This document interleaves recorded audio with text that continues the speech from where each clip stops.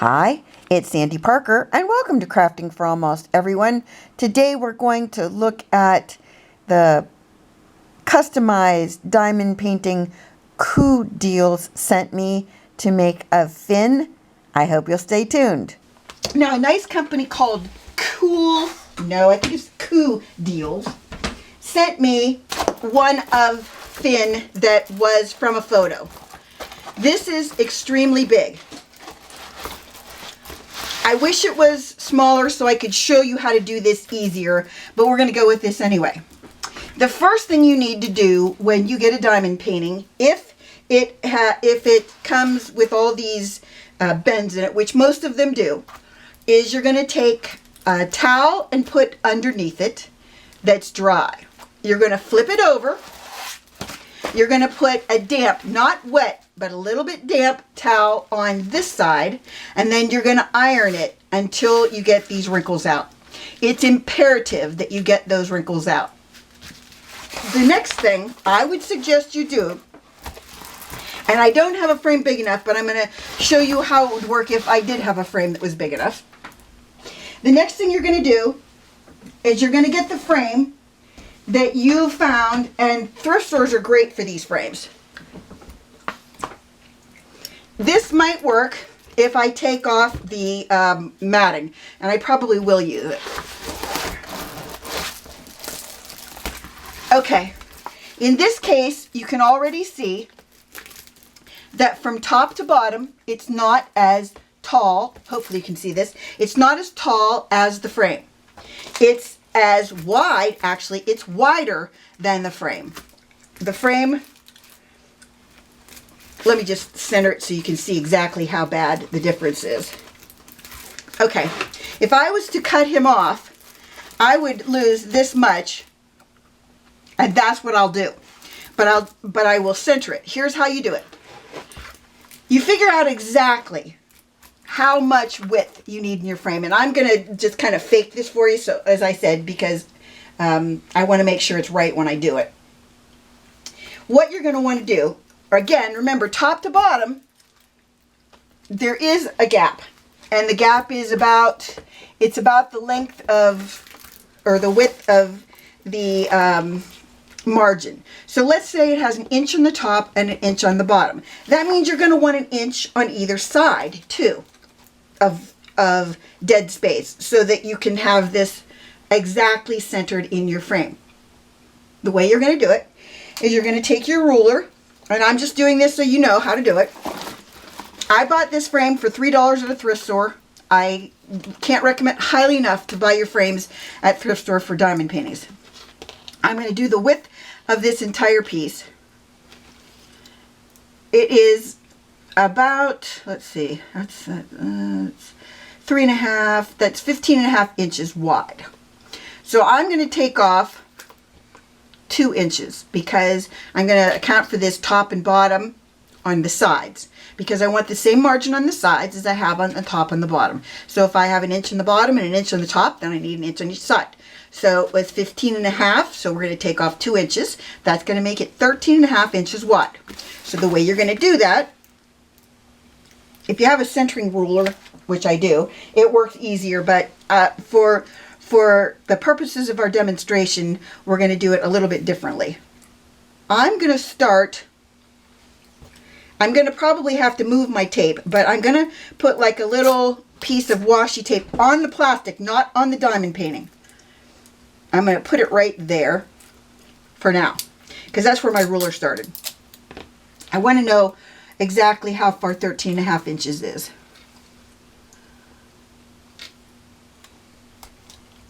And I'm going to put a little tab on this tape so I can get it, touch it, or touch it, so that I can pull it back off. That's 12 inches, and then I add another 1.5 inches, so it takes it to about right there. Okay. If you don't like how this is centered, like if you want more of this arm to show or less of this arm to show, you want, right now, if I do this, I'm hoping you can see most of his head. Right now, if I would if I would do it like that, it would end up being like, this would be the left side margin. That's what it would look like on the left side. And on the right side, it would look like that. I'm not unhappy with that. If you like that look, and you've already ironed out all of your marks, these lines, once you've done that, what I suggest you doing is using washi tape and covering from here. Basically, you're going to do this to this entire side with washi tape, because it's easy to mess with if you have to. You want to do that to the entire, that whole side, making sure it's extremely straight so that your last line of diamonds is intact. Okay? You don't want to cut that off. You can cut some of it off, but you're going to have to fold some of that under when you frame. Now, if you've never framed a diamond painting, the way you do it is from your edge, you'll fold it. And again, this is just for demonstration purposes. It's not like I'm going to destroy Finn's image before I've gotten any further. You're going to fold this right up to that line. The very last line of your diamond, you should be able to see just the tip edge of your diamonds when it's folded down. Then you're going to want to, if it was me, I would probably cut this off at about maybe 1.5 inches to give myself some border.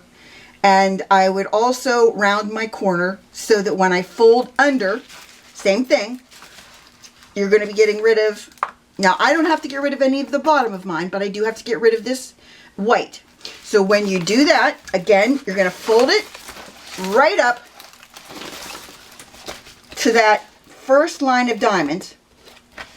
And I use tear tape and tear tape under this entire piece and tear tape it down. When you get to your corners, you need to angle cut them. I can angle cut this because I'm going to be doing it anyway. What you're going to do, now this corner is the bottom edge that will be intact, but the right margin won't be, so this cut won't really matter because, as I said, I'm going to be folding it all the way to this inside of this piece. So this is just to show you how to do it. You're going to take your scissors and you're going to cut on an angle, not right up to the first diamond, but about, let's say, 1/8 to 1/16 of an inch. I'm probably too far away right there. I probably should cut it a little bit closer, maybe more like 1/16 of an inch. Hopefully you can see that. That's what you want to do in order to really get right up there. I have made so many diamond paintings that I've ended up having to rip diamonds back off of it when I was done because I had no frames that would work with it as is. This one obviously would be included if I had not showed you how to do this. You really want to make sure that you, before you start your diamond painting, because it saves you so much work. Think of all the diamond painting hours I did that I just scraped back off. It kills you when you have to scrape them back off. So my recommendation is get as big of a diamond painting as you can. Let me explain this. Back up for a second. When you get the smallest diamond paintings, and let's say you're going to get an image, one of these photograph images that you're using, you want it to be the biggest size that you think you can do, because the smaller this is, the more distorted your image is, and the less the details show up, and the less colors they can include. And it's just for the work you have involved. If you can afford to get a bigger one, get a bigger one. This is 50 by 50 centimeters. There's the name of the company that sent it. It was lovely of them to do it. Coodeals.com. Anyway, if you can afford to get a bigger image, I'm telling you, you will be so much happier if you do, because the smaller the image, the more distorted the image, and the further away you have to stand before the whole image comes into focus. And I can't stress that enough. It's very, very frustrating, again, when you put the money and the time into it, and then you look at it and you think, who's going to want to look at this? You have to stand 8 feet back before you can even figure out it's a dog. You know what I mean? Don't do that to yourself, because it'll just drive you crazy. Here's Finn in all his diamond painting glory. It took me roughly 6 months on and off to finish him and then to frame him. I really like the way his framing turned out. It's kind of hard to see it, but in the photo that you'll see in the beginning and end of the video, you'll see how cute it is, because it is big.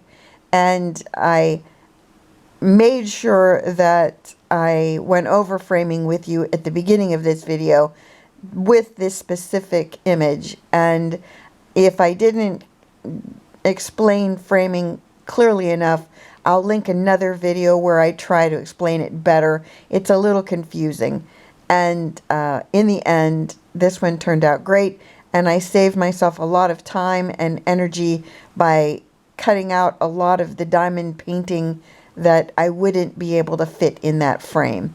So I hope you enjoyed this, that you give it a thumbs up and subscribe. And please tell your friends about me on social media, because you know how much I love that. And thanks so much for watching. Bye-bye.